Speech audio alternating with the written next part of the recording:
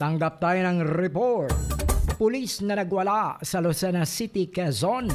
Sasampa ng patong-patong na kaso.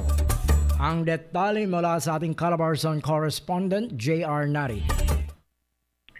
Tiniyak ng Police Regional Office Calabarzon ang pagsasampa ng patong-patong na kaso laban sa isang lasing na pulis na nag-viral matapos manakot, manutok at magpapaputok ng baril sa Lucena City, lalawigan ng Quezon.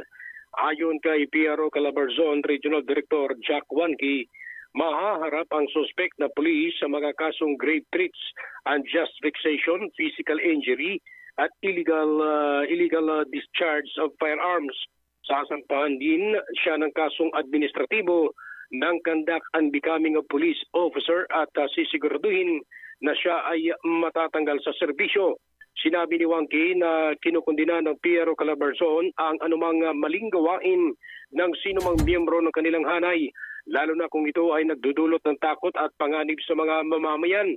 Ang pulisan niya ay sangkot sa kasalukuyan ng nakakulong sa Lucena City Component Police Station.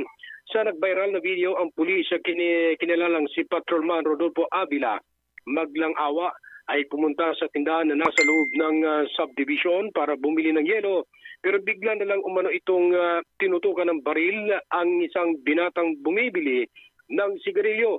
May nakasagutan ding dalawang babaeng suspek at sa gitna ng pagtatalo, pinalo na pulis ng baril ang 20 anyos na dalaga kaya nauwi sa kaguluhan ang sitwasyon.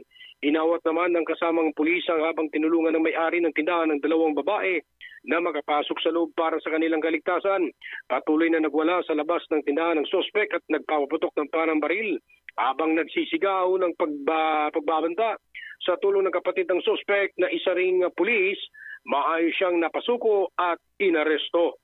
At yan ang ratsa ng naman ng balita mula sa lalawigan ng Quezon. Ako si J.R. naritagulat sa Infinite Radio 92.1 Iba. Basta balita sa Infinite Radio, walang kawala. Iba.